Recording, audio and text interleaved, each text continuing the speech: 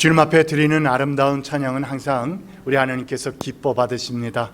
오늘도 특송을 해주신 우리 정경자 권사님 감사합니다.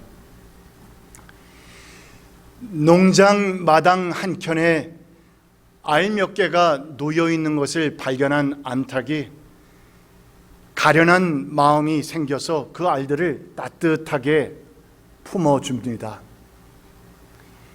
그러나 그 사실 알고 보면 그 알은 독사의 알들이었는데 지나가던 제비가 이를 보고는 안타까운 마음에서 그 암탉에게 그 사실을 알려줍니다.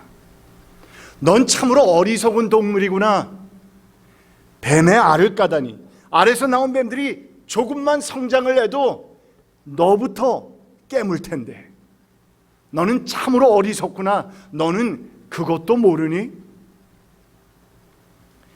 그러자 깜짝 놀란 암탉이 탄식해합니다. 아니, 그럼 내가 착한 일을 한 게 아니라 오히려 어리석은 짓을 했단 말이야? 암탉이 자신이 향한 어리석음을 깨달은 것을 확인한 제비는 다른 아무런 대답 없이 그저 지지배배 하며 날아갔다는 이야기입니다. 여러분, 무지함은 어리석은 생각과 행동을 유발합니다.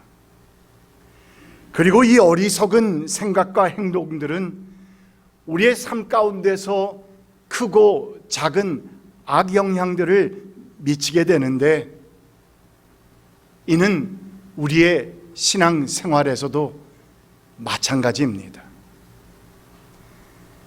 하나님의 말씀에 대한 무지, 하나님이 어떠한 분이신지에 대해서 알지 못하는 무지, 이 같은 무지들은 어리석고도 헛된 생각과 행동들을 자아내게 한다는 것인데, 나는 선한 일이라고, 나는 좋은 일이라고, 나는 좋은 마음에서 생각하며 행한 그 일들이 알고 보니 하나님 앞에서는 너무나도 어리석고 또한 하나님 앞에서는 가장 헛된 행동들이 될 수도 있다는 그런 말씀인 것입니다. 그래서 전도서 기자는 전도서를 시작하면서 우리 인생의 헛됨을 선포했습니다. 헛되고 헛되며 헛되고 헛되니 모든 것이 헛되도다고. 내가 해 아래서 행하는 모든 일을 보았노라. 보라, 모두 다 헛되어 바람을 잡으려는 것이로다. 우리 인간이 하나님을 떠나 있을 때, 우리 인간이 하나님을 바라보지 않을 때, 우리를 창조하신 하나님께서 계획하신 그 방향대로 살지 못할 때, 우리를 프로그램하신 하나님께서 우리는 어떻게 살아야지 올바로 살고 복된 삶을 사는지를 누구보다도 가장 잘 알고 계신 하나님이신데 그 하나님을 바라보지 않고 살아갈 때 우리의 삶이 얼마나 헛되고 어리석은지를 선언하고 있는 이 말씀은 우리가 전도서의 말씀을, 그 메시지를 이해하고 푸는 데 있어서 가장 중요한 핵심 구절이요 또한 키 버스인 것입니다. 전도서의 저자 솔로몬은 1장에서부터 4장까지의 말씀을 통해서 쾌락의 허무함, 세상 지혜자의 허무함, 인간의 수고와 노력의 헛됨, 학대받는 자의 허무함, 외로운 자의 허무함, 그리고 세상 인기에 대한 헛됨 등등 하나님을 떠나서는 만물의 모든 것이 다 허무하고 다 헛된 것일 수밖에 없음을 거듭해서 강조하던 가운데 오늘 말씀이 담긴 5장에 이르러서는 무슨 말씀을 하고 있느냐? 헛된 예배에 관해서 말씀하고 있는 것입니다. 오늘 본문 1절을 보면 이 헛된 예배를 가리켜서 어리석은 사람이 재물이나 바치면 되는 줄 아는 예배라. 참 재밌는 표현 아닙니까? 오늘날로 말하면 어리석은 사람이 그냥 와서 예배 보면서 그 시간에 헌금만 하면 되는 줄 아는 예배라고 지칭을 했고, 개역개정에서는 우매한 자들이 드리는 예배라, 이렇게 번역을 했는데, 이것을 우리가 다시 말하자면 무지에 근거한 헛된 제사를 가리켜서 말하고 있는 것입니다. 도대체 내가 그 예배를 통해서 내 예배 대상이 무엇을 원하는지, 무엇을 바라는지 전혀 알지 모르는 가운데서 그냥 와서 내가 하고 싶은 것을 하고 간다면 그것은 헛된 예배일 수밖에 없다라고 말하고 있는 것입니다. 그러니까 예배 대상에 대한 그 무지와 영적인 무지, 또한 주님 앞에 예배드리러 나왔을 때 성도가 마땅히 갖추어야 할 그 태도나 자세에 대해서는 전혀 무지한 것 등등이 우리가 하나님께 드리는 그 예배를 헛되고 무익한 것으로 만들 수 있다는 그 사실을 전도서 기자는 지적하고 경고하면서 우리에게 말씀해 주고 있는 것인데, 이 말씀은 우리 또한 만약 이 같은 무지 가운데서 예배를 드린다면, 수천 년 전에 이스라엘 백성이 아니라 우리가 만약에 그 무지 가운데서 예배를 드린다면 1시간 동안 이 예배당에 앉아서 찬양과 기도를 올리고 말씀 선포를 들으면서 또한 적지 않은 헌금까지 하는 등등 예배 순서 하나하나를 다 이행했음에도 불구하고 하나님 보시는 안목에서는 어리석은 자가 드리는 예배라고, 헛된 예배라고 부를 수도 있다는 이 사실에 대해서 우리는 깊이 생각해야 하는 것입니다. 그렇다면 what is true worship?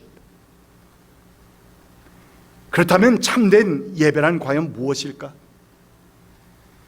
이에 대해 전도서 기자는 오늘 본문 2절 말씀을 시작하면서 우리 인간이 하나님 앞에 드리는 예배의 핵심이 되는 가장 중요한 표현으로 시작을 하고 있는데, 그것이 무엇이냐? In the presence of God, 하나님 앞에서라고 하는 표현입니다. In the presence of God, before God, 하나님 앞에서.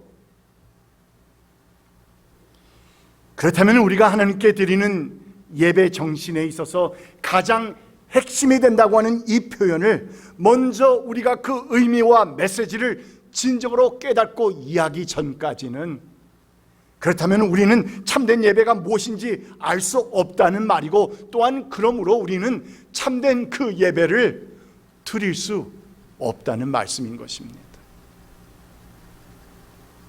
참된 예배가 무엇인지 알지도 못하면서 그 예배를 어떻게 드릴 수 있겠느냐 말입니다. 그래서 위대한 종교 개혁자요 신학자였던 칼빈은 하나님 앞에서라고 하는 이 정신과 이 스피리트를 그의 인생의 목표로 삼고 살았다는 것인데, 그의 삶을 종합해 보면 그는 하나님 앞에서 기도했고, 하나님 앞에서 예배 드렸고, 또한 하나님 앞에서 자신의 인생을 온전히 바치면서 희생, 헌신했던 사람이었던 것입니다. 그렇다면 우리가 하나님 앞에서 예배 드린다는 것은 과연 무슨 의미인지, 그리고 오늘 우리가 읽은 본문 말씀은 이에 대해서 뭐라고 말하고 있는지를 우리는 함께 살펴보기를 원하는 것인데 1절 말씀을 보니 하나님 집으로 갈 때에 발걸음을 조심하여라. 그 발걸음을 조심하여라. 함부로 가지 말아라. 2절입니다. 하나님 앞에서 말을 꺼낼 때에 함부로 입을 열지 말아라. 7절 말씀, 오직 너는 하나님 두려운 줄만 알고 살아라. 여러분, 무슨 말입니까? 결국 우리 인간이 하나님 앞에 선다는 것은 두렵고 떨리는 마음, 그러니까 하나님을 경외하는 경건한 마음과 자세를 갖추는 것이다 라고 말하고 있는 것입니다. 그런데 여기서 매우 흥미로운 것은 2절 말씀에서 우리 인간이 왜 하나님 앞에서 함부로 또는 조급한 마음으로 입을 열지 말아야 하는지에 대한 그 이유를 들고 있는데 아주 흥미롭습니다. 그 내용을 보니까 2절 말씀을 봅니다. 없나요? Because God is in heaven. Because God is in heaven and you are on earth. 영어로는 그렇게 표현이 되어 있습니다. 내가 왜 하나님 앞에서 함부로 입을 열지 말아야 하느냐, 조급한 마음으로 입을 열지 말아야 하느냐, 그 이유는 다름 아니라, 왜냐하면 하나님은 하늘에 계시고 너는 땅 위에 있으니 말을 많이 하지 않도록 하여라. 이렇게 이유를 대면서 우리에게 경고하고 있는 것입니다. 그러니까 우리가 하나님 앞에서 두렵고 떨리는 경외의 마음을 갖춰야 하는 그 이유는 다름 아니라, 하늘에 계신 그 하나님은 땅에서 온갖 한계성을 지니고 갇혀서 살아가는 우리 인간과는 차원적으로 다르신 분, 그분은 모든 것을 초월하신 분, 그리고 또한 전능자이시며 모든 면에서 하늘과 땅이라고 하는 천지 차이가 나는 존재이시기에, 그러므로 피조물인 우리 인간이 창조주이신 하나님 앞에 선다는 그 사실 자체가 이미 엄숙하고 신비한 것이고 또한 두려운 것임을 기억하면서 너희는 함부로 입을 열지 말라는 것입니다.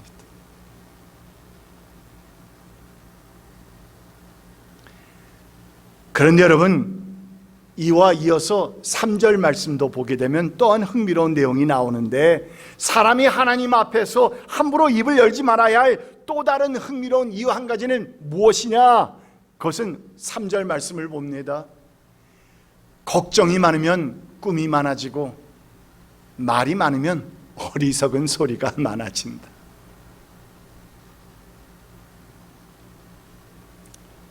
여기서 걱정이 많으면 꿈이 많아지고 라는 이 표현이 글쎄 제가 즐겨 사용하는 그 말이 있는데요, 주사야몽이라고요. 주사라고 하면 낮에 일어나는 일들, 낮에 내가 살면서 일어났던 일들, 나에게 고통을 주었던 일들, 이런저런 여러 가지 일들이 생겨나면 야몽이라, 주사 야몽이라 밤에 무엇으로 나타난다? 꿈으로 나타난다. 그래서 그 일들이 밤에 꿈으로 나타날 수밖에 없는 것처럼, 전지전능하신 창조주 하나님 앞에서 부족한 인간이, 모자라는 인간이 함부로 말을 많이 하게 되면 그 무지함과 어리석음이 드러날 수밖에 없기 때문에, 그러니 하나님 앞에서는 두렵고 떨리는 경외하는 마음과 자세를 갖추어서 함부로 입을 뻥끗 하지 말라는 것입니다. 그런데 여러분, 이 같은 경고의 말씀을 들으면서 우리는 우리에게 문제가 있음을 발견합니다. 오늘날을 살아가는 우리에게는 문제가 분명히 있습니다. 적어도 중세기의 크리스천들에게 있어서 너무나도 엄숙하고 무섭게 비춰졌던 하나님이 문제였다면 21세기를 살아가는 오늘날 우리 그리스도인들에게 있어서의 문제는 그 하나님 앞에서 두려워할 줄 아는 경외하는 마음들이 잘 보이지 않는다는 것입니다.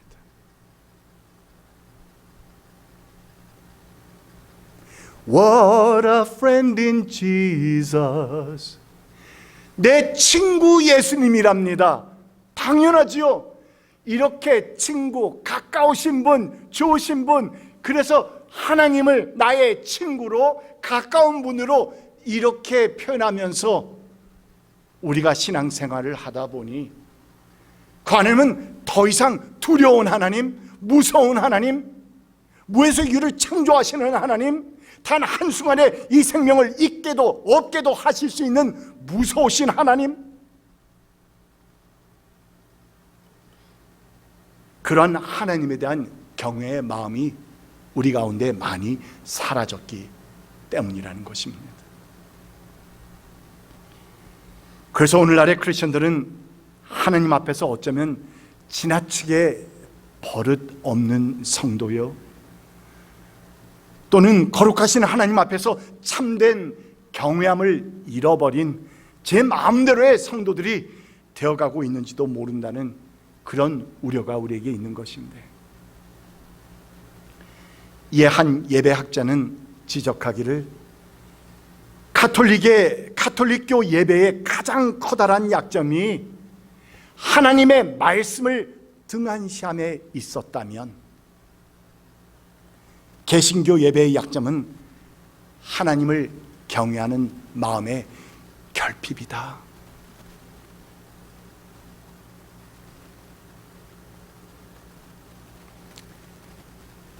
우리는 이 같은 지적을 심각한 충고로 받아들일 필요가 있다 여겨집니다. 우리가 하나님 앞에서 예배 드릴 때 오늘 본문에서 말하고 있는 가장 중요한 두 가지 요소 중에 그 첫 번째가 조금 전에 언급했던 하나님을 두려워하는 경외함의 그 마음과 자세였다면, 오늘 말씀에서 말하고 있는 두 번째 요소는 바로 하나님의 말씀을 경청하는 것이다 라고 말합니다. 본문 1절입니다. 하나님의 집으로 갈 때 발걸음을 조심하여라. 어리석은 사람은 악한 일을 하면서도 깨닫지 못하고 재물이나 바치면 되는 줄 알지만 그보다는 무엇을? 말씀을 들으러 갈 일이다. Open your ears. 여러분의 귀를 여십시오. 예배는 내가 주님 앞에 이렇다 저렇다 뭘 얘기하는 것이 아니라 하나님의 말씀을 듣는 것입니다. 그보다는 하나님의 말씀을 들으러 갈 일이다. 경청하는 일이다. 이렇게 말하고 있습니다. 이 말씀을 우리가 하나님께 예배 드리기 위해서 교회를 오면서도 우리의 예배의 대상이신 하나님께서 무엇을 좋아하시는지, 또한 무엇을 바라시는지, 무엇을 기뻐하시는지 그저 그런 생각은 하지도 알지도 못하면서 그저 매주일 하는 것처럼 찬송과 기도와 헌금 순서에 따라서 이것을 다 하고 오면 된다고 생각하는 것은, 그것을 가리켜서 형식적인 예배라, 죽은 예배라, 아니 어리석은 사람의 제사라, 이런 것이니, 그러므로 전도서 기자는 그보다는 무엇을 들으러 갈지어다? 말씀을 들으러 가라는 것입니다. 그래서 하나님의 말씀을 듣고 경청하는 것이 우리 예배의 중심이 되어야 함을 우리에게 지적하고 경고하고 있는 것입니다. 다른 이런 것 다 필요하지만 그러나 그것이 핵심이 되어서는 안 된다는 것입니다. 이것도 좋고 저것도 좋고 예배 모든 요소들이 다 필요하지만, 그러나 하나님의 말씀을 경청하는 것, 이것이 예배의 중심이다 말씀하고 있는 것입니다. 그런 의미에서 오늘날 신학자들이 중세 시대를 가리켜서 비극의 시대라 불렀던 이유는, 예배를 드리는 자들이 이 귀하고도 중요한 하나님의 말씀 경청을 등한시하고 오히려 단순한 형식화에 빠지기 시작했다는 것인데, 우리도 잘 알지 않습니까? 그 중세 교회들, 그 모습들을 보면 그 예배당이 얼마나 화려한지, 수많은 미사와 의식들, 겉으로는 화려했지만 그저 복잡해져 버린 사제들의 복장들, 그리고 점점 화려고 커져만 갔던 그 예배당 안에는 온갖 예배 형식이 다 진행되고 있었지만, 정작 예배 중심이어야 할 하나님의 말씀은 사제만, 라틴어로만 하고, 성도들은 성경 말씀을 집에서 들고 있지도 못하고 그 거룩하신 말씀을 제대로 이해하지도 못하는 평신도가 어떻게 잘못 해석하면 큰일 날 일인데 하는 그런 우려와 여러 가지 마음에서 성경을 주지도 않고, 이러한 그 말씀을 듣기 위한 사람들의 예배 가운데서 진정하고 경청하는 그 자세와 마음이 사라져 버렸다는 사실은 그 당시의 예배가 얼마나 하나님께서 보실 때에 헛된 예배로 전락해 버렸는지를 잘 알 수 있는 것입니다. 좌우의 날선 어떤 검보다도 무엇하다? 예리하다, 샤프하다, double edged sword. 양쪽에 날이 서 있는 칼이다. 좌우에 날선 어떤 검보다도 예리하여 혼과 영과 및 관절과 골수를 찔러 쪼개기까지 하며, 또한 우리의 마음과 마음의 생각과 뜻을 감찰하신 이 살아계신 하나님의 말씀이 제대로 선포되지 않았던 중세교회의 운명은 과연 어떠했을까요? 이미 우리가 알고 있는 것과 같이 결국에는 부패와 실패의 결말을 가져올 수밖에 없었던 것입니다. 그렇다면 여러분, 진정으로 하나님의 말씀을 경청한다는 것은 무엇을 의미하는 것일까? 처음부터 끝까지 예배 순서 주보에 나오는 것처럼 묵상 기도에서 축도까지, 축도송까지 모든 순서를 다 참여했고, 또한 설교 시간에 단 1분도 졸지 않고 정말 경청해서 잘 드렸다는 그것만으로 나는 예배 잘 드렸다, 충분하다, 혹시나 그렇게 생각하지는 않습니까? 오늘 선포된 하나님의 말씀에 대한 나의 마음의 자세, 결단은 어떠합니까? 선포된 하나님의 말씀에 대한 나의 심령 속에 울려 퍼진 그 하나님의 말씀에 대한 나의 결단은 무엇이냔 말입니다. 오늘 본문 4절을 보면 서원이라고 하는 아주 묵직한 단어를 사용합니다. 서원, 우리가 서원이라는 말을 함부로 쓰지 않습니다. 서원 대신에 보통 말할 때는 무엇을 얘기하죠? 약속이라고 얘기하죠.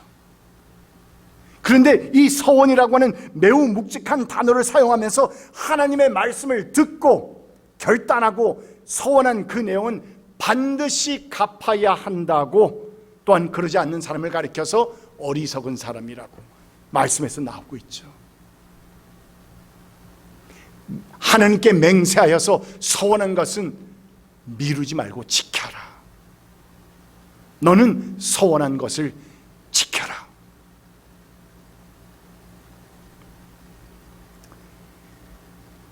이와 같은 맥락에서 사무엘 선지자 역시 뭐라고 했습니까? 순종이 제사보다 낫다. 순종이 제사보다 낫고 듣는 것이 수양의 기름보다 낫다. 하나님의 말씀을 경청하고 또한 그 말씀에 대한 내가 순종을 보이는 것이 가장 중요한 것이다. 이렇게 말씀 경청과 순종의 중요한 그 관계성을 우리에게 거듭 강조해 주셨던 것인데, 그러므로 예배 가운데 선포된 그 말씀을 듣고 그 말씀이 요구하는 순종의 삶에 대한 나의 결단이 없다면, 그래서 이어지는 삶의 실천이 없다면 그 예배는 오늘 본문에서 표현하고 있는 것처럼 어리석은 자의 예배 또는 헛된 예배가 될 수밖에 없고, 또한 그러한 예배는 하나님께서 기뻐받지도 않으실 뿐만 아니라 예배 드리는 자를 변화시키는 그 어떤 힘이나 능력도 그 가운데서 나타나지 않는다는 것입니다. 아무리 하나님의 좋은 말씀이 선포되어도 그 말씀을 듣고 나 개개인이 아멘 할렐루야로 받아들이면서 그 말씀을 주님 제가 삶 가운데서 작으나마 크나마 이렇게 순종해 보겠습니다 하고 결단한 그 내용의 마음을 내 삶 가운데서 조금씩 살아볼 때, 실천할 때 그 말씀의 능력, 예배의 능력은 살아나는 것입니다.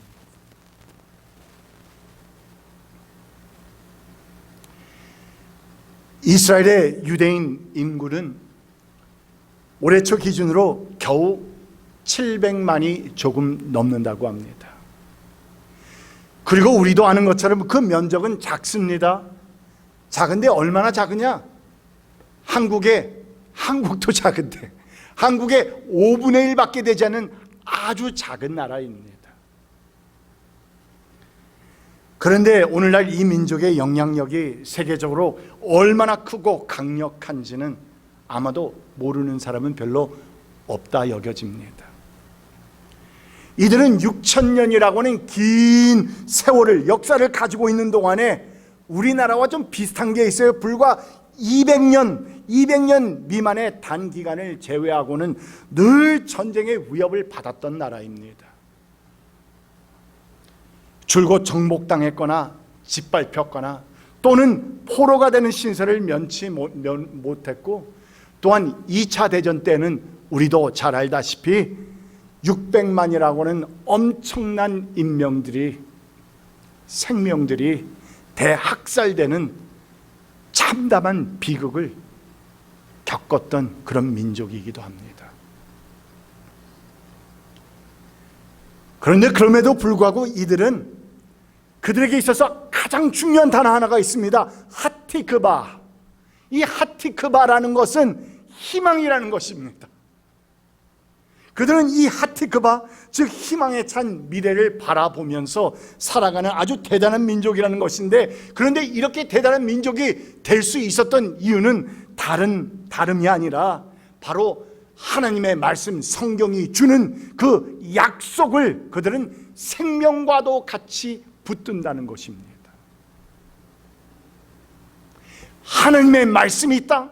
그러면 그들은 그것은 반드시 이루어진다라는 것을 확신하면서 그 말씀을 꼭 붙잡고 산다는 것입니다.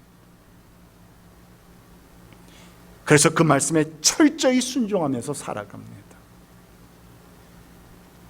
자녀가 겨우 사물을 보면서 구분할 줄 아는 나이 정도쯤 되면 하나님의 말씀 성경 표지에다가 실제로 무엇을 바른다? 꿀물을 바른답니다. 꿀물을 발라가지고 애로 하여금 핥게 합니다. 그리고는 이 꿀이 달듯이 하나님의 말씀은 네 영혼에 달다. 내 영혼에 달다. 인생에 있어서 모든 지혜를 주신다. 그러므로 너는 죽을 때까지 이 말씀을 읽으면서 사랑해야 한다 하는 거룩한 예식을 치룬다는 것입니다. 성도 여러분, 우리가 매 주일마다 하나님 앞에 예배 드리러 나올 때 하나님께서 가장 기뻐하시는 것이 무엇입니까? 우리는 오늘 선포되는 말씀을 들었습니다. 선포되는 하나님의 말씀을 진정으로 사모하는 그 마음과 자세로 말씀을 경청하는 것임을 잊지 맙시다. 내가 왜 토요일 새벽에 빨리 자야 하느냐? 피곤하지 않아야 하느냐? 왜냐하면 예배에서 하나님의 말씀을 경청하기 위함입니다, 여러분. 그리고 땅 위에 살고 있는 내 자신의 존재를 깨닫고 하늘에 계신 그 하나님 앞에서 늘 거룩하고 경건한 마음과 자세를 갖춥시다. 그런 가운데서 우리가 하나님께 드리는 예배를 통해 살아계신 하나님을 만나고 하나님께서 우리를 만나 주실 때는 놀라운 일들이 일어나서 우리의 삶 가운데서 정말 깜짝깜짝 놀라고 감사드리는 그런 엄청난 축복이 우리 모두에게 임하시기를 주님의 이름으로 축원드립니다. 기도합시다. 좋으신 하나님 아버지, 땅 위에 있는 너희는 하나님 앞에서 거룩하고 경건한 마음과 자세를 갖추라고 하시는 말씀, 하나님 앞에서 들려오는 그 말씀을 경청하라고 하는 말씀, 우리의 마음판에 새깁니다. 오 주님, 우리 선한 목자 장로교의 귀한 성도들 한 분 한 분의 삶 가운데 살아계신 우리 하나님의 임재하심이 늘 동행하셔서 그들의 영육간의 강건함을 꼭 붙잡아 주시옵소서. 예수님의 이름으로 간절히 기도드립니다. 아멘.